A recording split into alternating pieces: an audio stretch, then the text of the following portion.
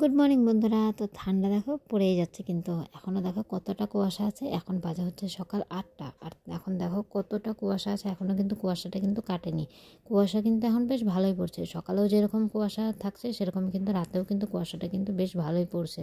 তো তোমরা সবাই কীরকম আছো বন্ধুরা? আশা করি সবাই খুব ভালো আছো, আমরাও কিন্তু ভীষণ ভালো আছি। তো দেখো সকালে কিন্তু চাটা খাওয়ার পরে তারপরে কিন্তু সোজা কিন্তু রান্নাঘরে আবার চলে আসছিলাম।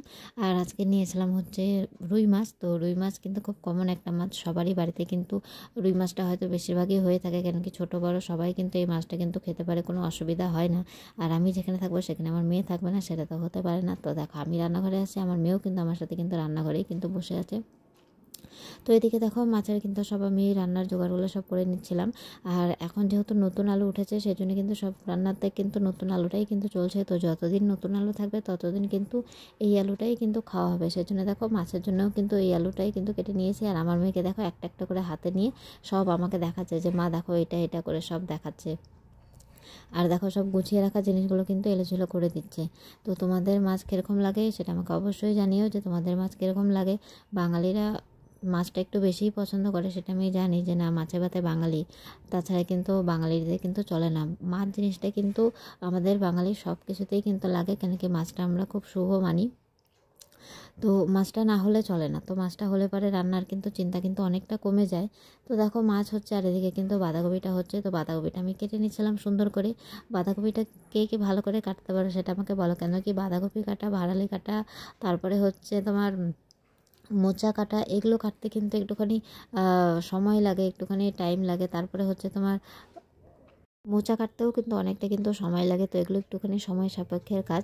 তো তোমাদের কার কার ভালো লাগে সেটা অবশ্যই জানিও। তারপরে দেখো এখানে আমি একটুখানি পেয়ারা কেটে মেয়েকে একটুখানি লবণ দিয়ে একটুখানি মাখিয়ে দিলাম। তো ও কিন্তু এখন টিভি দেখবে আর বসে বসে খাবে। তারপরে এইদিকে দেখো রান্নাটাও কিন্তু হয়েই আসছে। তো এর আগেও আমি একটা ভিডিওতে বলেছিলাম যে দেখো ভিডিওতে যতটুকু দেখানো হয় ততটুকুই যে কাজ থাকে সেটা কিন্তু একদমই না।